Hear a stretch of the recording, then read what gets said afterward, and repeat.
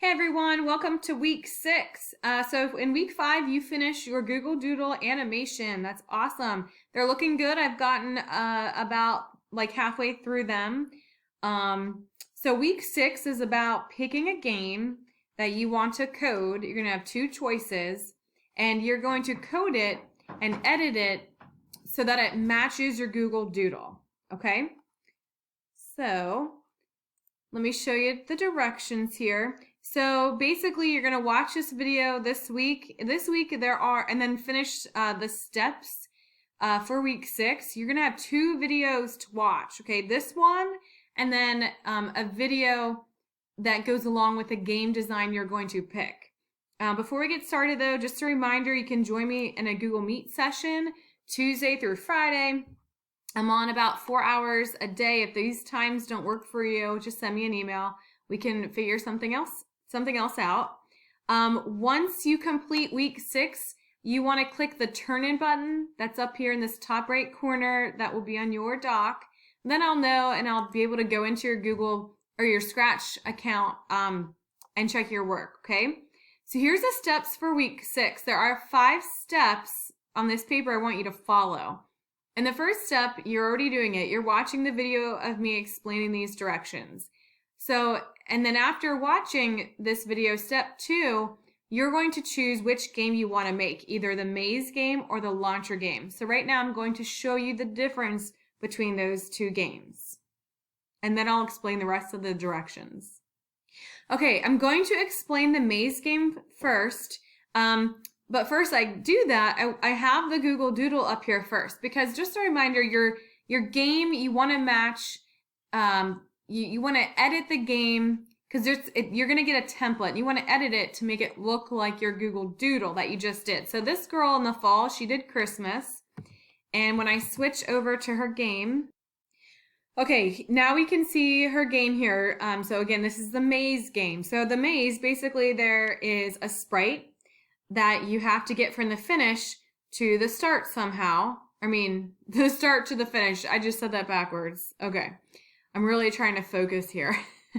Okay. Anyway, so the sprite here is this present, okay? And the present has to get to this decorated Christmas tree.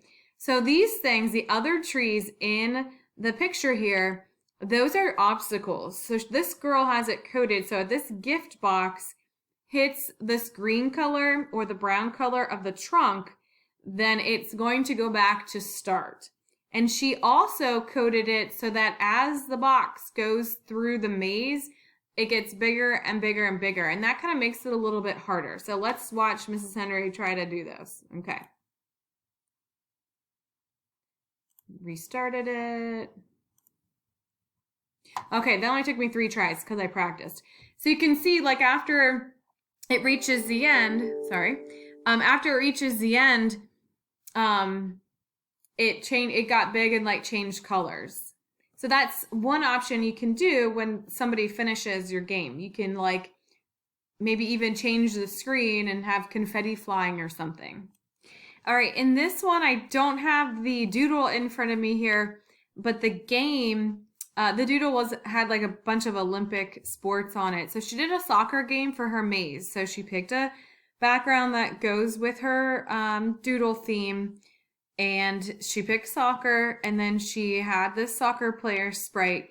And watch this sprite when I click start. So in the last example of the maze game, the gift got bigger. In this example, she had coded just one of these obstacles to get bigger.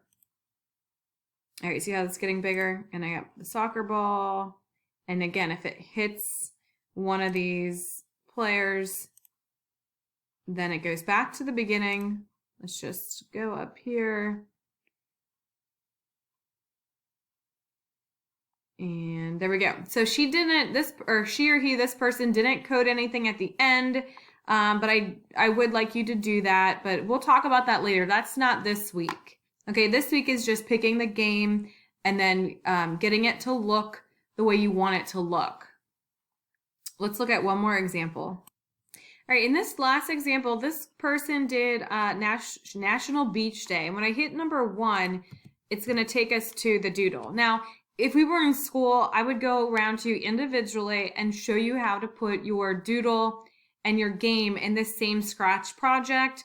We're not going to worry about that. You will have two separate Scratch projects. So you already have your doodle and now you'll have your game in a separate Scratch project. But these kids had it in one.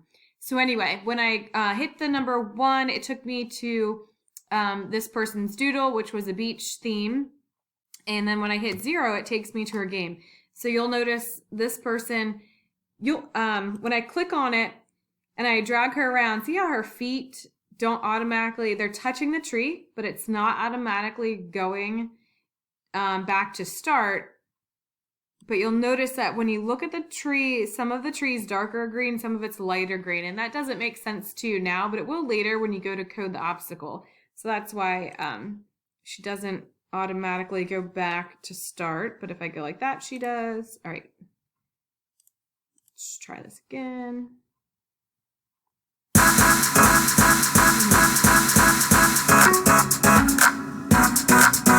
Okay, and then you can see, so they have, it says you win, and then she has some cool music that goes with it. So that's a good idea.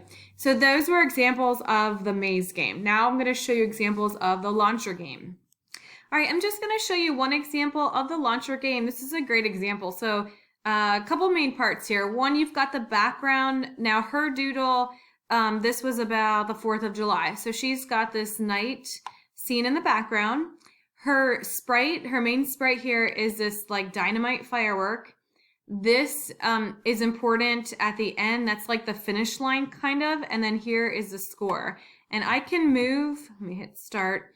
When I hit go, you can see like one firework floating around. So that's something else that she added. And then if I hit the left and right arrows, you can see that I can move the angle of this. And then I hit the space bar, and the goal is to not hit that firework. And you could hear when I got to the end, there was a boom sound, and now I have 2 firework obstacles and my score is 1. I am not good at this. Some students... We're getting like 13. I mean, we could be here all day, and I don't want to make this very long. All right, so now my score's 2, and I've got 3. Oh my gosh. This can get very addicting, as you can see, and I'm just terrible. So anyway, oh, I didn't know I could do that. Ah. Okay, cool. So she actually has it coded. That's how kids were doing it. I'm not coordinated, and you're probably laughing at me right now. That's fine. Okay, so I'm at 4. I'm going to stop it now, but you can see it's cool because it keeps adding the fireworks, and I like the launcher game. I wish more kids had done this in the fall. All right, guys, now at this point, I want you to make a decision. Are you going to watch, or excuse me, are you going to make the maze game, or do you want to do the launcher game? It's totally up to you. Okay, so when you get to step 3, you're going to, if you're going to make the maze game, you got to click on this link. It's going to take you to a video which will show you the rest of the steps here. Or if you want to do the launcher game, click on that one. Basically, after you watch those videos, which is basically a walkthrough of how to do steps 4 and 5. So after watching the video, you're going to follow the directions that were in the video to do a couple things.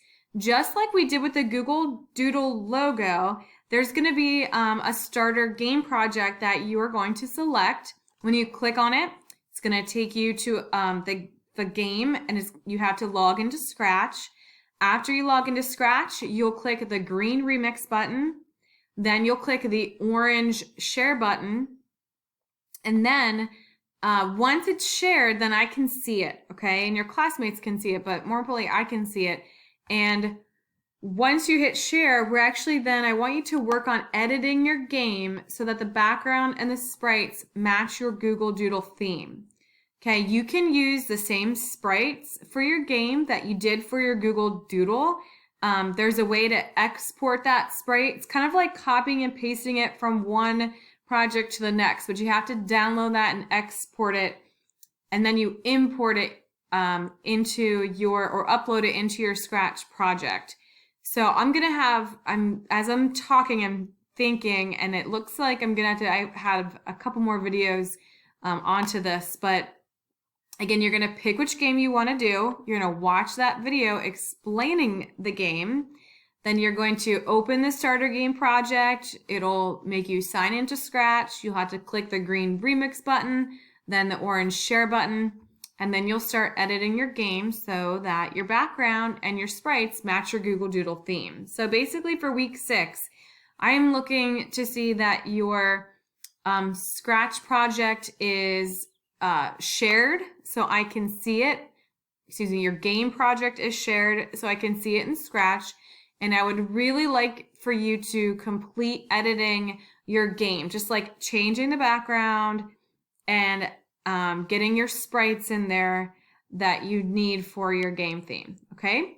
If you have any questions, please email me. We'll see how it goes for week 6. If I need to make changes, that's fine. I'm here for you guys. I just want you guys to be successful. And like I said, just email me if you have any questions. All right, thanks guys. See you later.